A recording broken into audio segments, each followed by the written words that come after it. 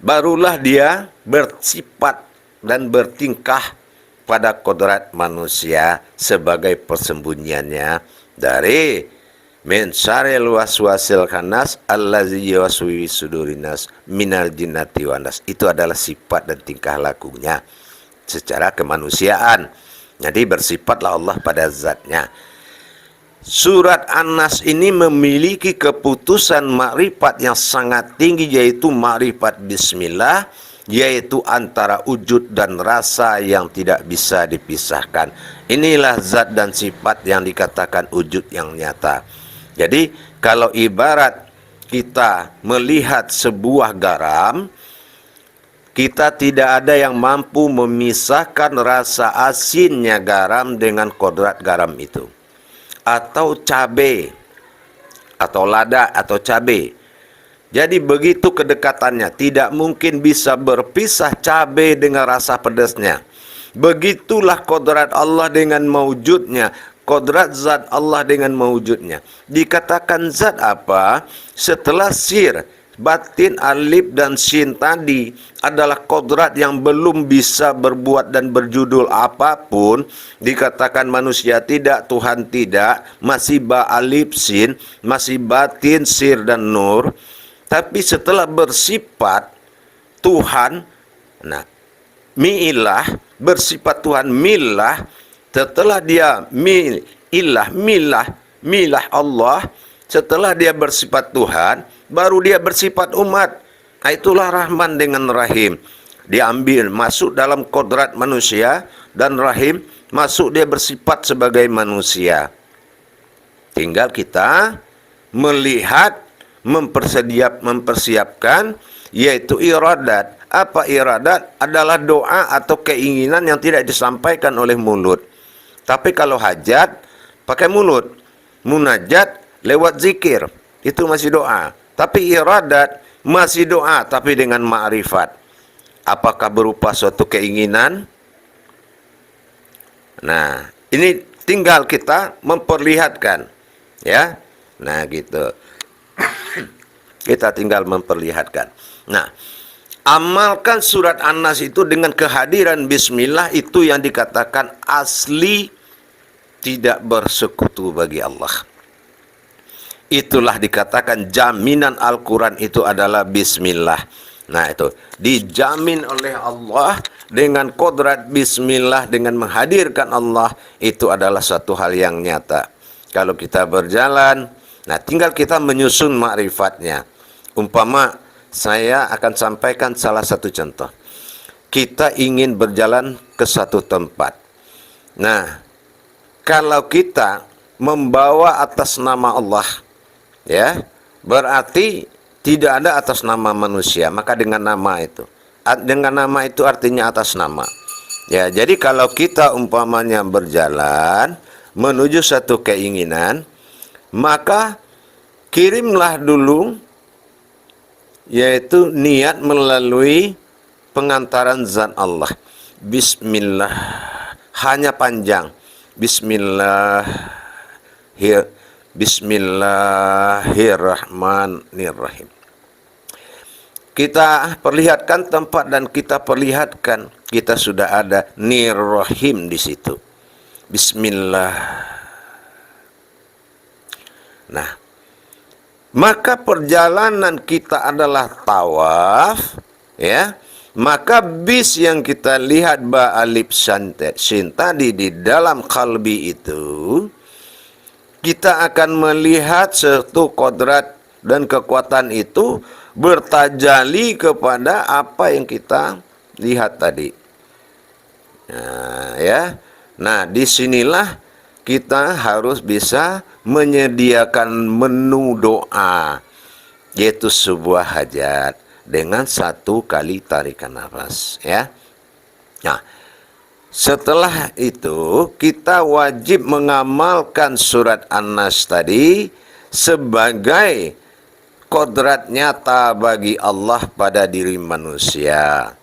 Qul a'udzu birabbin nas. Nah, nanti kalau ditanya man rabbuka, karena sudah nyata ayat itu, Rabbin nas, Kalau saya adalah kekuasaan Allah yang dikuasai oleh Allah, maka wala tafaraku la bismillah. Bismillah inilah yang enggak boleh ditanya, karena watafaraku, ya, tafaraku, tafakur, semua tafakur. Nah, wala tafaraku la bismillah. Kalau bilah yang berjalan, la haula wala quwata illa billah, enggak boleh ditanya. Wala tafaraku la bismillah, semua akan tafakur.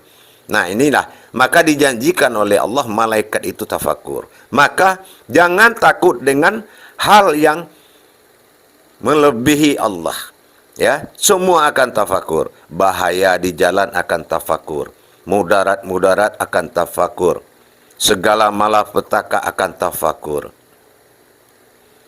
Nah, ya, maka kita harus menyampaikan wala tafarakula bismillah. Dengan kaki melangkah pertama, semua hayat Allah di bumi ini akan mendengar detakan telapak kaki itu, langkahnya Allah, itulah af'alullah tadi, maka mereka tafakur. Insya Allah tidak ada gangguan, tidak ada malapetaka, karena wala tafaraku la bismillah. Nah, jalankan itu, ingat kodrat tadi. Makanya surat An-Nas itu kalau bisa menjadi pegangan sebagai kitab diri. Allah katakan di Al-Quran, nanti di akhir zaman akan kukalungkan kitabmu sendiri. Nah, ini kalau kita memiliki keyakinan keluar dari kitab diri, maka keyakinan lain itu akan menjadi kitab. Bisa jadi itu kitab buruk bagi diri kita. Makanya hati-hati, jangan mengamalkan yang tidak datang dari ayat Allah itu sendiri sesuai dengan makom haknya. Ya, bidahlihi marifatul haq. Nah, fil ilmi ini berulang-ulang kali saya sampaikan supaya bisa disimpan makna itu. Tidak akan ada kebenaran sesuatu tanpa dalilku. Dalil Allah, bukan dalil siapa-siapa, bukan dalil sunnah. Masa sih orang yang berkodrat Allah, tempat milahnya Allah, tempat maujudnya Allah, memakai amalan hadis-hadis lemah, ya. Ingat, Allah itu aras, kuat. Jadi kalau saking kuatnya apa? Contoh pernyataan dirinya saja di dalam diri manusia dalam surat Al-Hadid ayat 4 itu. Wa huwa ma'akum aina ma kuntum. Al-Hadid itu artinya besi. Begitulah kekuatan, kekerasan, dan kemantapan hati di dalam menjalankan bismillah atau dalam menggerakkan Allah pada diri kita. Nah, itu surat An-Nas menjadi pegangan. Surat penghulu dari segalanya. Surat wahyu yang nyata. Nah, di sini, maka di sini para jemaah, kalau kita tanpa sadar, saya contohnya ini, tanpa kita sadar, rupanya kita telah menjalankan bismillah, tapi karena kita tidak sadarkan ke situ. Bis, ba, alif, sin. Kita tahu bagaimana batin itu membungkus sir dan membungkus sirnya Allah. Diri sifatnya Allah tadi dengan menutup dengan nurnya atau nas manusia. Manusia itu pembungkusnya Allah.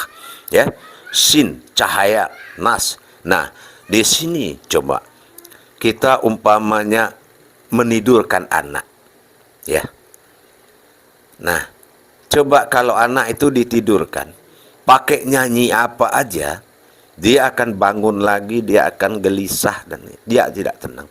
Tapi coba pakai kodrat diri dengan diri. Apa kodrat diri tadi? Shin tadi. Kita tidurkan anak. Tapi ingat, ini saya terangkan dalam rangka menghargai dan mengimani karomahnya Allah, yaitu diri. Keramatnya Allah, yaitu karomah bagi diri. Ya, contoh kita tidurkan anak. Anak itu kalau nggak mau tidur, kita gendong. Coba kita perlihatkan cahaya Allah ke dia dengan bisikan. Allah menyuruh dia tidur. Contoh apa? Seperti ini. Anak itu akan tidur. Ya, jadi jangan salah gunakan, ya. Nah, termasuk umpamanya Apapun bisa ditidurkan dengan nurnya Allah kalau mata batin kita melihat tiga kodrat. Contoh seperti apa? Kita suruh orang diam. Atas nama Allah satu telunjuk. Shh, shh. Nah, orang itu diam. Shh. Orang itu akan diam. Arti sin nur. Ya, berangkat yang tiga tadi maujud dalam menyampaikan. Diam. Diam. Termasuk harimau apapun yang membahayakan diri kita. Kita suruh diam, dia akan diam. Atas nama Ba'alibsun. Karena apa? Bismillah sudah menjadi amalan diri.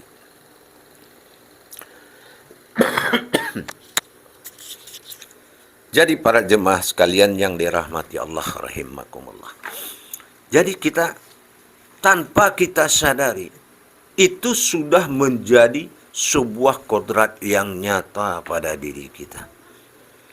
Nah, seperti umpamanya ada seekor ular akan matok kita. Ini wawasan aja jemaah. Ingat posisi tadi. Maka begitu kita menyediakan menu, ya Allah saya takut dengan ular ini ya Allah. Akhirnya apa? Begitu batin datang menjemput batin. Akhirnya kita diamkan dia. Kita diamkan itu dalam arti apa? Dalam arti kita mendiamkan dia lagi. Gitu. Contoh, itu ular ketiduran. Nah, gitu. Sampai begitunya para jemaah.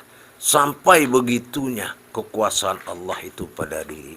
Jadi sangat syirik, sangat dimurkai Allah kalau ada orang beriman kepada yang lain. Sementara dirinya luar biasa. Jadi karomah diri dalam bismillah itu. Bismillah itu keramatnya Allah yang menjadi karomah. Nah, itu. Nah, bagaimana dengan potensi rohani? Yaitu rohani. Rohani itu, ya, yang dikatakan batin itu tadi, itu sudah mendapatkan, kalau kita katakan nanti kulit daging urat tulang, itu binatang juga ada kulit urat tulang dan dagingnya. Tapi persi dalam umat, kulit daging urat dan tulang itu, yaitu kulit daging urat dan tulang yang berasal dari diwadi mani manikam. Jadi bukan kadar kulit yang berkodrat alam. Jangan salah paham. Jadi kalau saya perdalam nanti, Ba'alibsun batin sirnya Allah dengan nurnya, mi'illah dia atau menjadi Tuhan kepada Rahman. Rahmannya itu apa? Yaitu zat yang terbagi jadi 4. Batang tubuh Izzatullah itu adalah hakikatnya Nur Muhammad atau dikekatnya Nurullah. Zatnya Allah yang disebut Muhammad itu. Itu kodratnya 4. Ya, di wadi mani manikam. Nah, apakah sebatas Muhammad? Tidak, itu kodrat Allah juga. Karena berasal dari 4 batin. Ya, 4 batin itu yaitu nafas, tanapas, ampas, nupus. Nah, gitu ya. Baru dia naik ke 4 kodrat lagi, yaitu nur. Nah, itulah yang kodrat nas tadi, ya. Ada Nurullah, Nur Muhammad, Nur Allah, ya, Nur. Jadi 4. Jadi bukan bahasa kulit daging dan urat dan tulang itu bahasanya seperti hewan. Hewan kan juga ada kulit daging, urat dan tulang. Tapi ini kulit daging, urat dan tulangnya Allah di wadi mani manikam. Zat yang mendirikan gitu. Ya. Maka yang kedua yaitu surat An-Nas tadi. Yang kedua, wajib sangat seseorang yang mengamalkan bismillah ini dengan bertasbih mensucikan alam itu. Kalau tidak kita sucikan, meliputi kesucian Allah kepada 7 sifat dalam bismillah tadi, maka dikatakan belum bertasbih kita kepada Allah. Bertasbih itu bersuci. Nah, di atasnya taharoh. Jadi kalau kita bersuci, ada 4 lubang itu, lubang bismillah itu, bismillahirrahmanirrahim, ada 4 lubang. Ismi Allah Rahman Rahim. Nah, maka kita bertasbih. Ismi yang bis tadi itu subhanallah. Allah, lubang hanya itu adalah alhamdulillah, yaitu zat yang berdiri. Alhamdulillah. Nah, itu dibersihkan. Ya. Rahman, mim, la ilaha illallah. Itulah alam, tasbihnya alam. Nah, gitu. Baru rahim, lubang mim pada rahim. Allahu akbar. Nah, itulah kenyataan Allah pada diri. Allahu akbar. Allah adalah salbiyah, 5 sifat Allah, sifat salbiyah.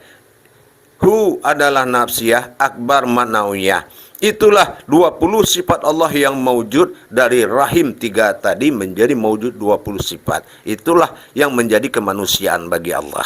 Nah, itulah yang harus dizikirkan. Subhanallah walhamdulillah, la ilaha illallah, Allahu akbar. Subhanallah, alhamdulillah, la ilaha illallah, Allahu akbar. Lihat keempat-empatnya. Tasbihkan seperti itu terus. Maka tidak ada kebatilan apapun yang menyentuh kesucian dari kodrat sifat Allah dalam bismillah tadi. Jadi 4 tadi belajar kita mengarahkan makrifat kita, melebur ayat yang 4 ini di dalam tempat yang 4 tadi.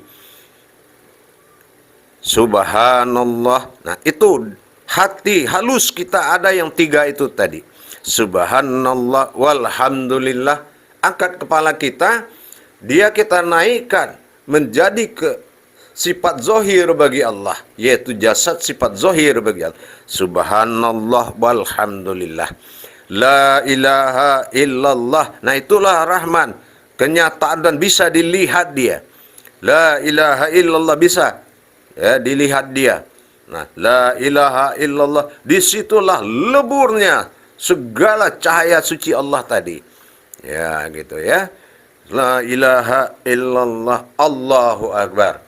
Nah, baru kita lihat kesempurnaannya semua yang 20 sifat tadi. Kesempurnaannya 3 yang rahim, 4 yang rahman, buka mata, itulah wujudnya kita. Nah, zikirkan tasbih ini. Bertasbih alam kepada Allah, berzikir umat kepada Allah. Nanti kita lanjutkan dengan zikir bismillah. Ini baru tasbihnya bismillah dalam karomah diri. Ingat, pegang huruf sin tadi. Datangkan dari kodrat yang 3 dalam menghadapi apapun. Diamkan dengan sin. Apakah itu bahaya? Apakah itu segala sesuatu? Tapi jangan gunakan untuk kebatilan. Nanti jangan-jangan ditidurkan orang di atas bis, nggak taunya di atas kendaraan, dicopot tubuhnya. Itu salah. Kita bukan membatilkan pekerjaan yang hak. Itu dosanya tidak berampun. Jangan sekali-kali itu terjadi. Di saat kita belajar kebaikan, jangan lihat keburukannya. Karena dia pasti ada. Setiap kebaikan yang dipelajari pasti ada keburukannya. Dia ada pasangannya. Tetapi kita bukan golongan itu. Ini kita bercerita bagaimana kita menjadi maujudullah. Makanya kalau kita mau berjalan, kita harus wala tafarakullah bismillah. Begitu kita meletakkan kaki kanan pertama saat mau berangkat, kita telah kasih tahu bahwasannya semua akan tafakur dengan kekuatan kehadiran milahnya Allah. Dan amalkan dalam surat An-Nas. Huruf sin nur yang akan kita laksanakan, kita pakai dalam mengamalkan apapun. Jadi kalau anak nakal, tidurkan, rusak jinakkan yang liar, lembutkan yang keras. Jadi tolong bisa kita berjalan dengan kodrat Allah pada bismillah, yaitu karomah diri. Karomah diri berasal dari karamatnya Allah. Insya Allah para jemaah, pelan-pelan bismillah ini akan kita kembangkan karomahnya terus sampai menjadi diri, menjadi pegangan Allah, diri yang menjadi pegangannya Allah. Insya Allah para jemaah sekalian, mudah-mudahan ini bermanfaat. Asal kita bertauhid kepada Allah, lebih banyak kita mengetahui ilmunya, lebih barokah. Insya Allah mudah-mudahan. Sampai di sini dulu para jemaah. Insya Allah di lain waktu kita akan sambung kembali. Silakan di komen, mudah-mudahan membawa berkah. Jauhilah segala pemahaman. Sesungguhnya kita bukan berasal dari kata sebuah pemahaman, tapi kita berasal dari kodrat Allah, kodratnya. Makanya dikatakan, saya pernah sampaikan, 3 sifat Allah pada diri, 7 sifat Allah pada diri, 9 karomah Allah pada diri. Jadi situlah kita harus ingat bahwasanya semuanya adalah ada pada walinya. Rahmat dari Allah, syafaat dari Rasulullah, dan barokah dari wali Allah. Insyaallah mudah-mudahan berkah. Akhirul kalam, wabillahi taufiq wal hidayah. Wassalamualaikum warahmatullahi wabarakatuh.